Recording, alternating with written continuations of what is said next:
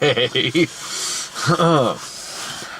I got carded at this piece of shit.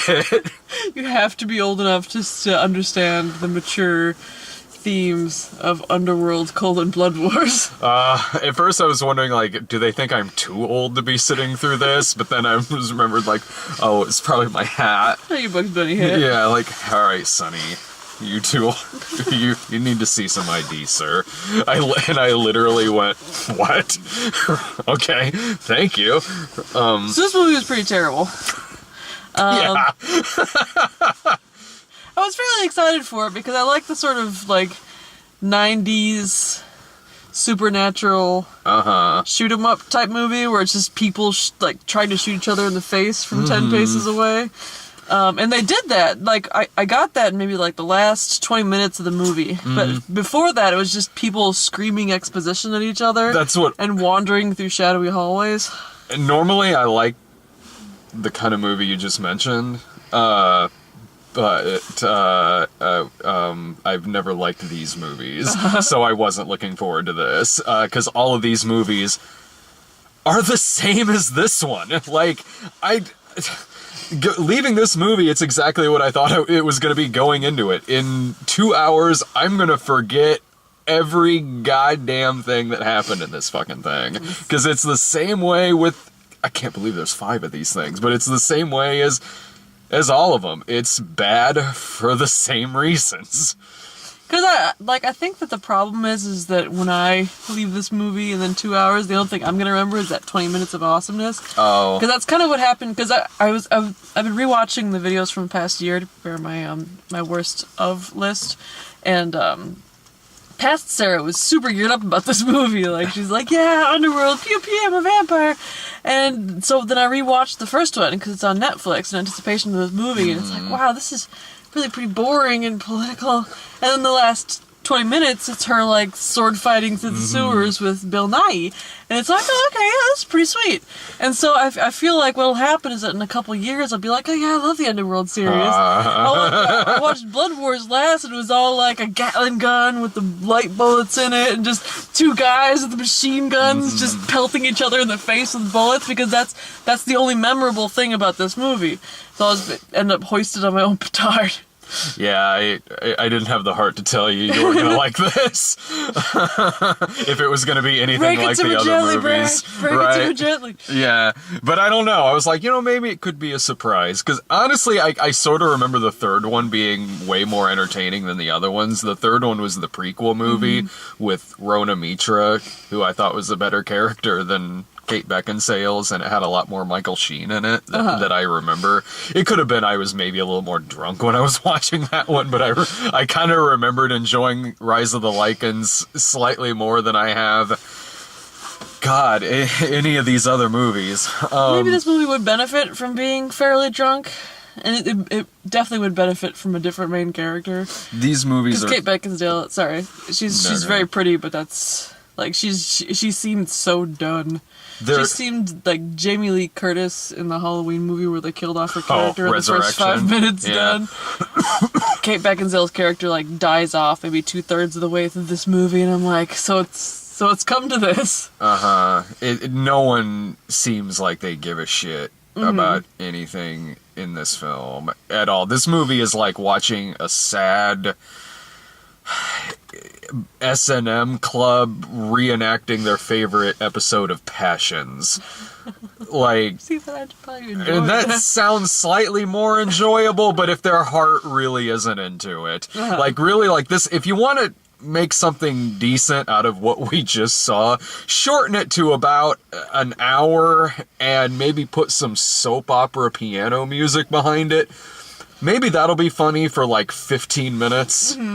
If you start using the soundtrack and dialogue from an old episode of Dark Shadows. I don't know. Before this movie even started, I was sitting there like, I feel like I'm going into this blind, even though I've seen the other movies. but I don't fucking remember them because they are that forgettable.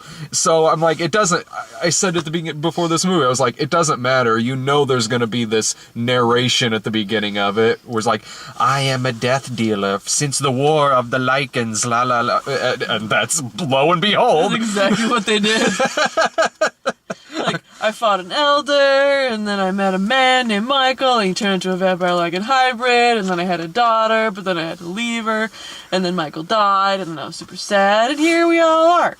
It was, I mean, beneficial, honestly, because it did remind me what happened in the fourth one. I was like, oh, okay, because really the only thing I remember about the fourth one is that they had to use this really obvious Scott Speedman body double because he didn't come back for it. And so he's killed in, like, night vision or some bullshit. Like, that was all I remember. I'm like, oh, right, they had a daughter. That happened, and then, man, 5 minutes into this movie, I was checked out so hard. Like, I'm just... Exactly, right? I was definitely, like, there was a moment where I was sitting there, I had my coat pulled up like a little blanket, and I had my snacks sitting in the hood, and I was kind of like munching on my Crunch and Munchins, and I thought to myself, I could probably like take a little snooze and sleep through about 20 minutes of this, and then wake up and still be able to follow the plot, and maybe I'd still be able to fake my way through the review. I don't know if there's really that much plot here, because I was kind of going in, and I never fell asleep, but I was like thinking about other things throughout this movie. The dialogue in this movie is all...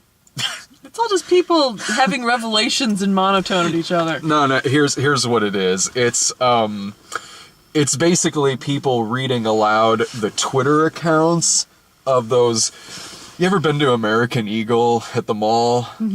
Yeah, I walked past them. Oh, you should, because all of their models on their picture have their Twitter accounts next to their picture, and it's amazing. So you, like, look them up? Oh, yes, because it's all, like, fucking...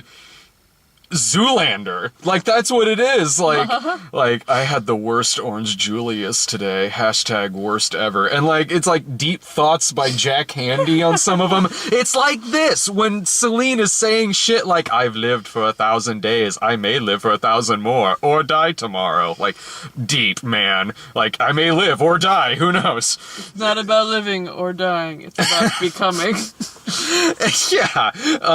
I don't know how many more moons I have left in me. It's shit like that, and it was reminding me of that. And it's what was really funny too, and this was something we noticed. This is a quick little tangent, and I highly recommend you do this, by the way, because we were looking at all of the male model Twitter accounts, and they seriously all read like fucking Hansel or Derek Zoolander. Like, not even like ironically, like it was as wow, that's just them. But then we got to, like, the female models that they had on there, and I'm like, I know exactly what's going to happen here. We're going to look them up, and they're going to be perfectly normal. And they were. They're talking about, like, promoting gay rights and things like that, and all these, like, serious issues. Meanwhile, dude's talking like, oh, man, I'm totes stuck in line to get this new, like, orange cream pop. That's what a lot of this dialogue was reminding me of. If you took a sentence and switch some words around, switch the word day around with new moon, that's this. And that made me chuckle for 5 minutes, and then I drifted off again. And then when I came back into it, they were with a cult of Daenerys Targaryens. Yeah, they wandered into the albino vampire camp. But the basic plot of this movie is that 4 from the Divergent series, who I guess must have been in the 4th one? I don't remember him from the 4th one. If he was in it, I don't Charles remember. Dance's son, and Kate Beckinsale brought him back to life with her blood, and now they're a team. They're not, like, banging or anything, they're just, like, friends. And so, they get called back to the Coven because she's getting tricked by the dominatrix from Sherlock. who I thought had no idea what sort of movie she was in. Her outfits didn't know what kind of movie she was in. Her outfits meant that she had no nudity clause. It's basically, let's make her be as naked as possible, which is kind of what she was in Sherlock as well. Oh, okay. But anyway, like, she's trying to pull a quick one, but it's all kind of ancillary and dumb. And then 4 finds out that his mom isn't some random mom, but, like, Amelia from the first one. Yeah. Like, one of the 3 elders that got killed. And so he's got to kind of, like, go back and regain the throne. The werewolves are trying to do a thing. And it turns out the lead werewolf, Marius, which I only remember because it's the name of the main dude character from Les Mis. Like, ate Michael, it turns out. The whole movie is just like, oh, it turns out this happened, and oh, it turns out this happened, and oh, it turns out this is the case. But it's all so boring that it's like, I don't care. I don't care. That's what every single one of these movies is. There is nothing in the way of any kind of character. It is just really cynical-ass filmmakers who don't give a shit about what they're filming. All they're feeling is like, we could get 5 movies out of an audience coming to this because they want to see Kate Beckinsale in leather. And that's it. They don't do anything beyond that. The characters only exist for exposition. The action is bullshit. Except for the one scene. There was a couple of chuckles there towards the end, and that's when I was like, if the whole movie was kind of like this, there would at least be something. Right? Because to compare this to the Resident Evil movies, at least in the Resident Evil movies, everyone, including the filmmakers, looks like they're having fun. That's not the case with these movies. These movies are brooding, they're dull, they're monotone, there's no single memorable character among any of them. Not even from people like Charles Dance, who you'd think, at the least maybe Charles Dance will be fun. But no, he's just, again, there to provide exposition like every single one of these movies is. And the only laughs to get out of it are towards the end when the guy says fuck in slow motion, and when he and the villain are kind of just shooting each other as they're walking up to each other. Like there's just bullets just lodging in their faces, like they're having a paintball fight, and and they do the thing that I always remember fondly about these movies where they're just like, and the other one's like, and it's supposed to be scary, but it's really just adorable. And then also there's like they roll out the big guns. Because they've basically, I'm trying. It's not a Gatling gun, but what's it called when it's like a gun that's on the floor on sticks? Kind of that, kind but of not feed stuff into it. Yeah. And you feel like maybe they'd be using it to like explode out sunlight and take out all the vampires, but all they're doing is just blowing holes in the window. They saw from dusk till dawn that day. It's a little anticlimactic. But there's also a part where she's doing like a sword fighting thing, and she cuts a werewolf in twain, and it kind of harkens back to Bill Nighy's head getting cut in half. They remind us of that at the beginning. The special effects are just as good in this as they were in the first movie. I feel like there are 2 groups of people that actually had fun making this movie, and that was the special effects artists, because when they split the werewolf in half, the 2 halves just kind of like flop to the ground like saggy sides of Canadian bacon. And then the costuming department, because I do feel like the albino, the Daenerys Targaryen vampires, had really cool outfits and definitely were set apart and kind of like Nordic and cool looking. And then they were also on a set that looked like they were guarding, that Daenerys is guarding on the wall for some reason. Yeah, so like, these vampires. Okay, there's this horde of vampires. They're living basically in the north, and the thing they do for fun is just like sit in pools of water and pour water over each other. That's what they do. That's it. Like what they'll do is.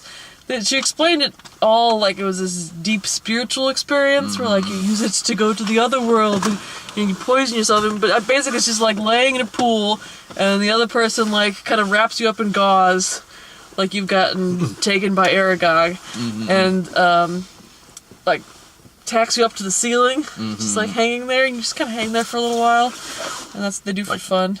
Like they're the cotton candy from Killer Clowns from Outer Space. Yes. Huh. But yeah, I thought the costumes were really cool. The Daenerys Targaryen people, and then also what's her face from Sherlock. Yeah, they were exploitative, but they were cool looking and exploitative. Like she had that one robe that was just like different straps attached to different straps, but the whole thing kind of formed this like semblance of a bathrobe that trailed out behind her. Yeah, I mean, these movies are exploitation flicks. They're just not very good ones. And I wish this had been made like 10, 15 years ago, because the villain, I mean, he even looks like him too, would have been Michael Wincott, the bad guy from The Crow. Right. And Gaia Gisman from Robin Hood, Prince of Thieves. I'm like, man, I would have loved it if he was in this fucking movie. There at least would have been that, even if he would have been sleepwalking through it. I would have loved it if Michael Sheen was in this movie. Yeah. I said Charlie Sheen. I would not have liked it if Charlie Sheen was in this movie. They do. There are parts where it's obvious that they are using like actors in werewolf costumes, like rubber costumes. The problem with that is that it doesn't fucking matter, because they mask it with such god-awful 90s CGI between the stupid-ass CGI blood that's popping out of them and these special effects that are the worst I've seen since Gods of Egypt, but Gods of Egypt was a more fun movie than this. They're on par with bullshit from the 90s, like American Werewolf in Paris. They might be using the same fucking werewolf effects. Which, if this movie had been having more fun with itself, I would have liked that, because it would have added to the unabashed 90ness of what I was expecting. Like, do you remember I, Frankenstein? That was you and Dave. Oh, okay. Well, I was expecting I, Frankenstein, because I liked I, Frankenstein. It was dumb, and it was 90s, and it was very, very poorly made, but the plot kind of dragged itself by its bootstraps, and it was held together by a sort of, like, earnest, what if he was a Frankenstein, you guys? If he was a Frankenstein moving through time, and he was doing battle with angels. Since you were really looking forward to this one, I assumed you were just fans of the other movies. I was fans of the portions of the other movies I remembered, which apparently wasn't very much of the other movies. No. I mean, to which I would think, like, I guess if you are if someone out there is a fan of these movies, that you'll like this. It's the same goddamn movie as the other ones. I mean, this movie is like if you took something like a Twilight and just stripped away all of the unintentional humor to it. That really is this. And there was kind of a crowd in there. Oh my guys behind us were digging it. Yeah, so there was a crowd of people who were like, you know what we should do tonight? Underworld, Blood Wars. Maybe they were drunk. Maybe that was our mistake. We should have been drunk. Yeah, we should have been drinking through this movie. If we brought in our own containers, we could have just filled them with vodka. Is this going to be one where, come like a year from now, you'll have to like watch the review to be like, what exactly did I think of that fucking movie? December Sarah. Hi, it's me again, January Sarah. This movie doesn't belong on the bottom 10, but that's just because there's really nothing to say about it. It's early. It's definitely early. Welcome to fucking January. It's Underworld Blood Wars. So like, I imagine I will see 10 more movies that I would put on a worse list before this. Yeah. But that's because we see about 50 movies that are contenders for a 10 worst list. This is awful. The movie's awful. It's boring to sit through. It's a long 90 minutes. There's no good characters. There's nothing interesting about it. And anything that would be unintentionally amusing about it, you can see tenfold in something that's way more entertaining than this movie. It's... Doing the bottom 10, the difficult part is never ranking the terrible movies. It's ranking the mediocre movies against each other. Like, what was worse? This unintentionally hilarious bad CGI thriller, or this unintentionally not hilarious mid-February comedy that we saw that I barely remember? And I feel like this is going to be one of those movies where I've got 8 of my slots filled, and then 5 movies that I have no idea that I even watched them. Like when you had to look up what the choice was. Yeah. And I was like, Brad, you forgot Fifth Wave. And he's like, fuck, I did forget Fifth Wave. I did forget that. I did. God damn it. Skimmed right past that. I think we as a nation forgot the Fifth Wave. Fifth Wave! Should we do previews? Yeah, absolutely. As for this, I don't even recommend this as a Netflix watch or anything. Don't bother. There's no reason for this movie to exist, and there's no reason for you to watch it. If you want something like on in the background while you're cleaning, maybe. Just put on Resident Evil if that's the case. The Bye Bye Man. Oh, fuck. Again, I really don't have to care about, because that's a horror movie, so that'll be you and Brian. That'll be me and Brian. That name is just not getting any less hilarious. Well, it's turning into a really funny Tumblr meme where people are taking the poster and putting shit like the ICUP man and shit like like the Oopsie-Daisy man, because the tagline's like, you won't laugh at his name until when he sees you. See you later, alligator man. Really scared of you, PG-13 horror killer. Don't say it, don't think it. Rings, which, okay, this preview made me gag. Because it's like, it must be like an origin story of Sadako, or whatever her name is in the American version. But it's like, there's this lady, and she's like getting haunted by the ring girl. And she's sitting there, and she's got a peculiar look on her face, and then she reaches in her throat, and I'm gonna start gagging just talking about it, and pulls like this long strip of hair out of her throat, and I'm like, nope! That'll be a me and Brian movie. Yeah. I don't give a shit about that movie. You guys can barf. That's fucking disgusting. I'm sorry. I guess Shut In was the better choice for Naomi Watts other than Rings, which means Rings is gonna be terrible. Like, how many rings do you suppose are in this movie? Yeah. I thought it was just the one ring, right? It's called Ring because there's like the circle in the video. And then it's the well, and the little girl pops out, and she's like, you've got 7 days. I'll stick with the original version, Ringoos. Ringu. Kong. I'm so excited for that. Hey, you guys, I'm Dancey Ray. You shouldn't have come here, man.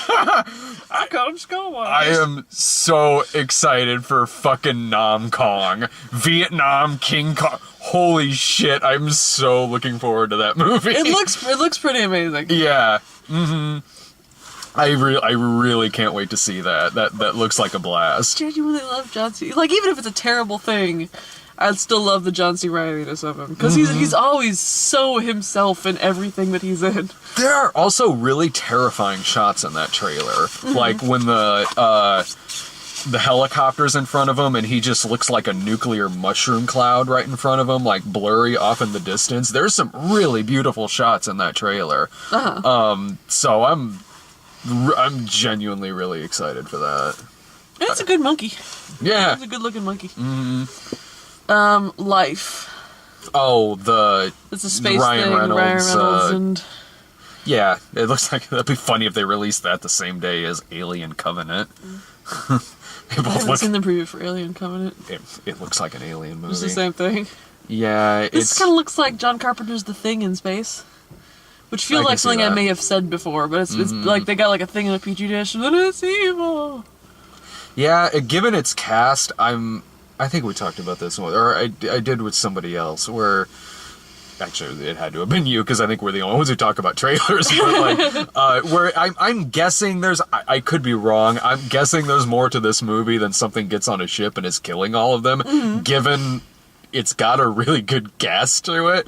So I would think there's maybe something more to it than that. But you know what? Who knows? Even if it is that, it could turn out to be scary. Yeah, well, it felt like there's like people of all nations getting together on a space station to kind of cultivate life that they found in outer space, and so I think it's probably going to be just to some degree preying on each other's xenophobia. Be like, I claim this in the name of Russia. No, you don't either. I claim the name of Ryan Reynolds. Yeah.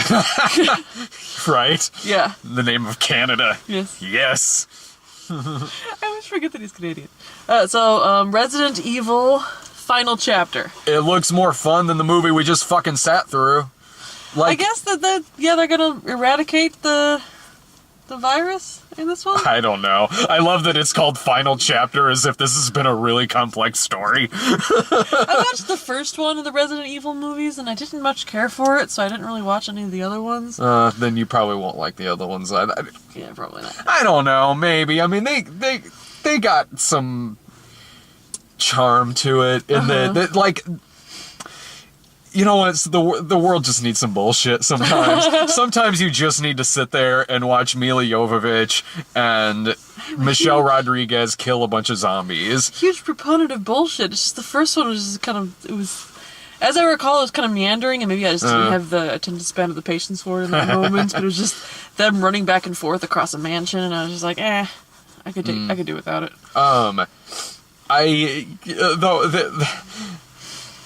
Sometimes I just will have fun at something like that. Like, those are usually movies me and Brian end up at. And, it's sort of like... If people wonder why me and Brian were so lenient on Assassin's Creed, it's because of bullshit like Underworld Blood Wars. I don't like, if I'm in a good mood that day, I'll probably have fun at Resident Evil Final Chapter. If I'm in a shitty mood, maybe not. We had like an opening thing where it was like, "Hi, I'm Mila Jovovich. Oh, I'm so happy to have been in the Resident Evil movies. Thank you for still coming to them." For the trailer. After the fourth kind, I'm instantly worried of everything that starts out with "Hello, my name is Mila Jovovich." I forgot about the fourth kind. That was a piece of hardcore shit. Oh, that was on the split screen, right? Yes, where it was like half reenactment, half like the actual story. It's still one of the worst gimmicks I've ever seen in a movie, and go figure, I've only seen it once. I put the fourth kind of my worst of 2016, even though we didn't even though that was like 5 years ago. Yep, yeah, still the worst. I would understand if you did that. It's a terrible fucking movie. Guardians of the Galaxy Volume 2. I'm sold. I know that'll be the Comic Boys, but I might just invite myself along on that one. Yeah, usually, I mean, you were in the review for the first one. Was it? That was one where it was like 4 of us reviewing it, and I think we talked about the movie for like 5 minutes. It's hard with the good ones, because it's like, we don't want to ruin it for you guys. I don't mind ruining fucking Underworld. The Great Wall. Which is about how Matt Damon built the Great Wall of China to keep dragons out. Oh, that's the historical film we need that tells you why the Great Wall was built to keep the fire-breathing dragons out. Look, this makes sense to me. Fire-breathing dragons. It's because the Great Wall's keeping them out. They're still trapped behind the wall. Yes. This movie makes sense to me. That movie looks pretty. I disagree. But you don't think it does? It's like 25% wall, 10% Matt Damon, but then it has 65% fog. But then it has shots in that trailer that look like House of Flying Daggers and things like that. Like there'll be like some grayness and fog with the wall, but then some like really sweeping POV shots of jumping into the dragons, and then suddenly like kabuki theater breaks out. Like this movie might be amazing. I can never tell the quality of a movie from a trailer anymore. Never ever. Who fucking knows? There's a button in this car that's called Cat Folder, and I've been spending the entire review trying to figure out what it actually does. That's like those old laptops that had one of the buttons, the icon was a faucet. Like, what? It's for turning the water out. It drains your battery. You don't want to push that button. And we got Cure for Wellness, which... That looks great. Okay, that looks terrifying. Like, I know that you watch American Horror Story. The first few seasons. I tried watching it, the season where they're in like a mental institution, and I had to turn it off because it got kind of too terrifying. Like that's the best season. Right around the Chloe Sevigny gets kidnapped by the guy part. I don't want to ruin it for you guys if you haven't seen that season of American Horror Story. Spoiler alert: Chloe Sevigny gets kidnapped by like a mad scientist, and he saws her legs off. If you're gonna watch and any then season, gives her like mega syphilis, and I was like, "That's it. I'm done with that show." You should watch Coven, because just to see how much it fucking falls apart. It starts out pretty good, but then the fucking season has an aneurysm. The witch season is where True Blood lost me, so it stands to reason that'd be where American Horror Story loses me as well. But this is a similar kind of like not jump scare, but just like genuine pit of your stomach horrifyingness. Yeah. Because like this guy goes to almost like a Kellogg style wellness retreat, but it turns out that it's more of like a kidnappy torture wellness retreat. It looks weird, man. Like, I like Dane DeHaan a lot, who's the lead. And it'll be interesting to see Gore Verbinski just going batshit insane. Like, I'm wondering if it's going to have like a Shutter Island style twist, because it definitely seemed like it was going off the rails towards the end of the preview, but the fact it's just going off the rails towards the end of the preview means I have absolutely no idea what the plot's going to be. Yeah, I'm very curious about it. It looks at least it looks like total eye candy. I'll give it that. I like a good weird movie like that. One of my favorite movies of 2016 was Neon Demon. That was a weird fucking flick. And gorgeous. Didn't make much sense, but goddamn, I love the goddamn movie. It's going in my top 10, and maybe like Cure for Wellness will be like that for me this year. If you haven't seen Neon Demon, you'd really like that. Alright, I'll check it out. Was that all? That's it. Okay, well, Underworld Blood Wars was a piece of shit. Yeah, final thought, chew up its own ass with its own mythology. Yeah, fuck this movie, man. If you like the other four, I don't see why this would be the one that turns you off of it, but like, fuck it. Fuck this movie. If you like the other four, tweet me and tell me why. Because I could have sworn I loved these movies, but I do not think I love these movies. Next week, I think, is the Bye Bye Man and like Monster Trucks. Because fucking Monster Trucks is finally coming out. Yes, it is. You've been waiting so long. January is my guilty pleasure. Like, I just gotta know how bad these movies are. Say it.